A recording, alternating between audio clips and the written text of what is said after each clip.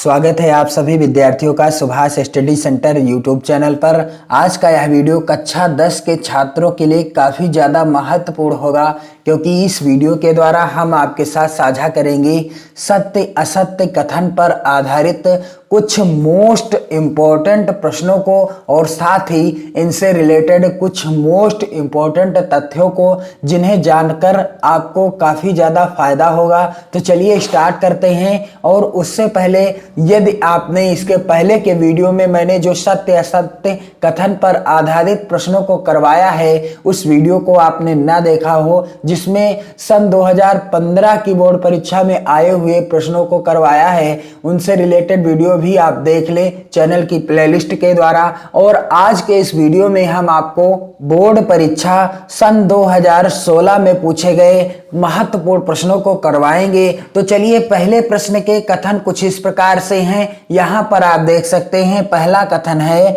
Doctor Shyam सुंदर दास एक प्रख्यात नाटककार थे। दूसरा कथन है, मुंशी प्रेमचंद एक प्रसिद्ध उपन्यासकार थे। और तीसरा कथन है, जयप्रकाश भारती आलोचक के रूप में प्रसिद्ध हैं। और चौथा कथन है, गुनाहों के देवता उपन्यास के लेखक कमलेश्वर हैं। तो इनमें से पहला जो कथन है, डॉक्टर श्याम सुंदर दास एक प्रख्यात नाटककार थे, यह गलत है, अर्थात असत्य कथन है।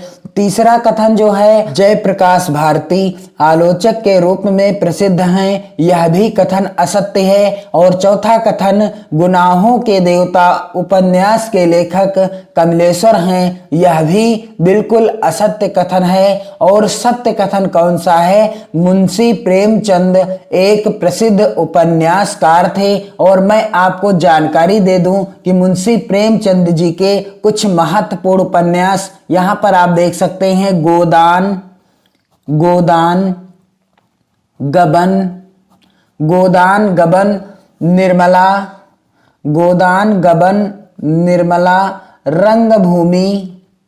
रंगभूमि और कर्मभूमि, गोदान गबन निर्मला और सेवा सदन भी इनका महत्वपूर्ण उपन्यास है। यहां पर मैं लिख देता हूं, सेवा सदन। ये कुछ महत्वपूर्ण और मोस्ट इंपॉर्टेंट उपन्यास हैं मुंशी प्रेमचंद जी के, क्योंकि यहाँ से प्रश्न आपकी परीक्षा में जरूर बनता है। या तो इन रचनाओं की विधा पूछ ली जाती है कि ये रचनाएं किस विधा पर आधारित हैं, अथवा इनके लेखक का नाम पूछ लिया जाता है। तो गोदान गबन निर्मला, रंगभूमि, कर्मभूमि, सेवा सदन किसकी रचनाएं हैं, मुंशी प्रेमचंद जी की रचनाएं हैं। और ये किस विधा पर आधारित हैं, ये सभी रचनाएं किस विधा पर आधारित हैं, तो ये सभी रचनाएं उपन्यास विधा पर आधारित हैं। किस विधा पर, उपन्यास विधा पर आधारित हैं। आप ध्यान दीजिएगा। तो सत्य कथन कौन सा है, दूसरा कथन सत्य है, मुंशी प्रेमचंद एक प्रसिद्ध उपन्यासकार थे। दूसरे प्रश्न के कथन कुछ इस प्रकार से हैं, रामचंद्र शुक्ल महान कवि के रूप में प्रसिद्ध हैं। दूसरा कथन है, संस्कृत के 4 अध्याय के लेखक रामधारी सिंह दिनकर जी हैं। तीसरा कथन है, भारतेंदु हरिश्चंद्र रीतिकाल के रचनाकार हैं। और चौथा कथन है, स्कंदगुप्त धर्मवीर भारती की रचना है। तो इसमें से जो चौथा कथन है, स्कंदगुप्त किसकी रचना है, धर्मवीर भारती की रचना है, यह बिल्कुल असत्य है, क्योंकि स्कंदगुप्त जो रचना है, यह किसकी रचना है, स्कंदगुप्त रचना है जयशंकर प्रसाद जी की। किसकी रचना है, स्कंदगुप्त जयशंकर प्रसाद जी की रचना है। और यह किस विधा पर आधारित रचना है स्कंदगुप्त, तो यह नाटक विधा पर आधारित है। किस विधा पर, नाटक विधा पर आधारित रचना है। स्कंदगुप्त और चंद्रगुप्त ये दोनों रचनाएं किस विधा पर आधारित हैं, नाटक विधा पर आधारित हैं, और जो कि जयशंकर प्रसाद जी की रचनाएं हैं। और यहाँ पर आप देख सकते हैं अगला कथन, जो कि इस प्रकार से है, भारतेंदु हरिश्चंद्र रीतिकाल के रचनाकार हैं। तो यह कथन भी असत्य है। और सत्य कथन कौन सा है, संस्कृत के 4 अध्याय के लेखक रामधारी सिंह दिनकर हैं। संस्कृत के 4 अध्याय के के लेखक कौन है? रामधारी सिंह दिनकर हैं और यह रामधारी सिंह दिनकर जी का क्या है? निबंध है। प्रश्न संख्या 3 के कथन कुछ इस प्रकार से हैं। पहला कथन है जैनेन्द्र कुमार मुख्यतः नाटककार हैं। दूसरा कथन है यामा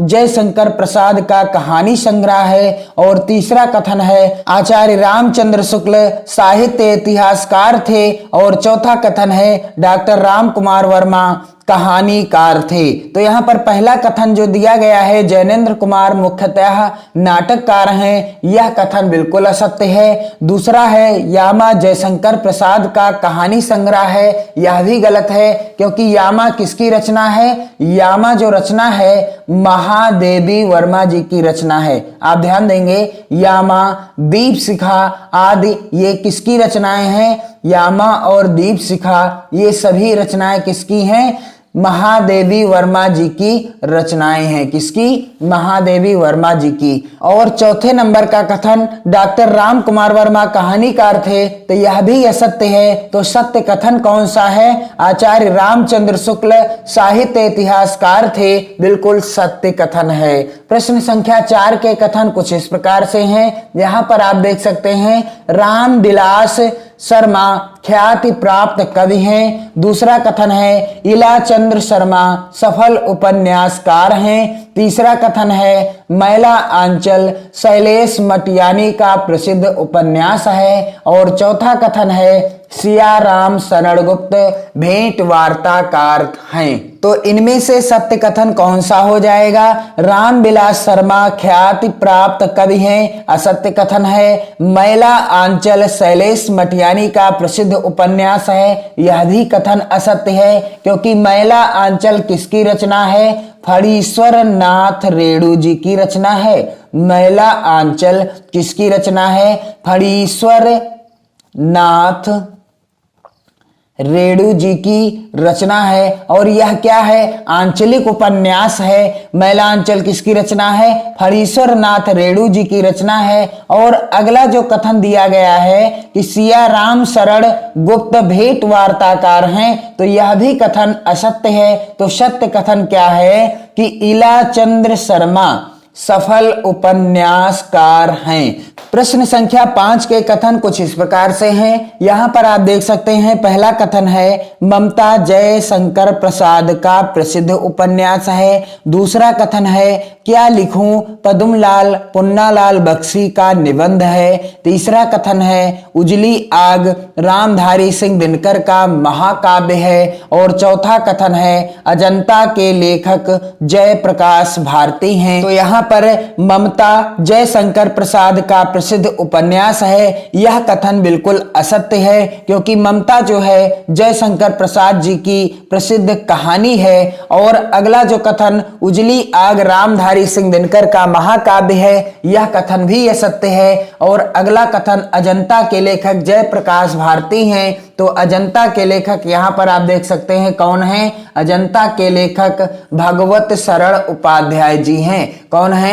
अजंता के लेखक भगवत शरण उपाध्याय जी हैं। और जयप्रकाश भारती जी की यह रचना नहीं है। और कथन यहाँ पर बचा है दूसरा जो कि सत्य है, क्या लिखूं पद्मलाल पुन्नालाल बख्शी जी का निबंध है। क्या लिखूं पद्मलाल पुन्नालाल बख्शी जी का क्या है? निबंध है। और अगला जो प्रश्न है 6 नंबर का, इसके कथन कुछ इस प्रकार से हैं। यहाँ पर जयशंकर प्रसाद समालोचक हैं। दूसरा कथन है डॉक्टर राजेंद्र प्रसाद प्रसिद्ध उपन्यासकार हैं। और तीसरा कथन है रामचंद्र शुक्ल प्रसिद्ध निबंधकार हैं। और चौथा कथन है डॉक्टर भगवत शरण उपाध्याय कवि के रूप में प्रसिद्ध हैं। तो सत्य कथन कौन सा हो जाएगा? रामचंद्र शुक्ल प्रसिद्ध निबंधकार हैं। आचार्य रामचंद्र शुक्ल जी हिंदी के प्रसिद्ध समालोचना लेखक और आलोचक कहे जाते हैं तथा ये प्रसिद्ध निबंधकार भी हैं।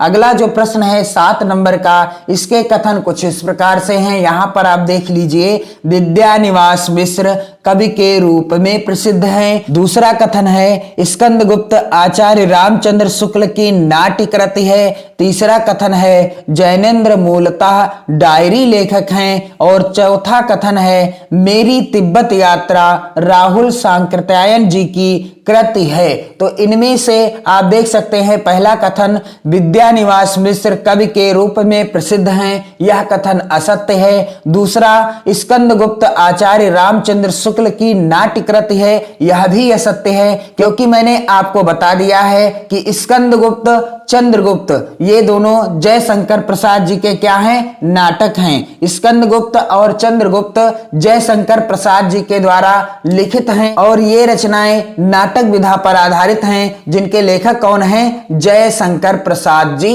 हैं। तीसरा कथन जैनेन्द्र मूलतः डायरी लेखक हैं, यह भी असत्य है। और सत्य कथन कौन सा है, मेरी तिब्बत यात्रा राहुल सांकृत्यायन की कृति है। सत्य कथन कौन सा है, मेरी तिब्बत यात्रा के लेखक कौन हैं, राहुल सांकृत्यायन जी हैं। तो मैं आपको इसी तरह से सन 2017 में भी पूछे गए महत्वपूर्ण सत्य असत्य कथन पर आधारित प्रश्नों से संबंधित वीडियो भी उपलब्ध करा दूंगा।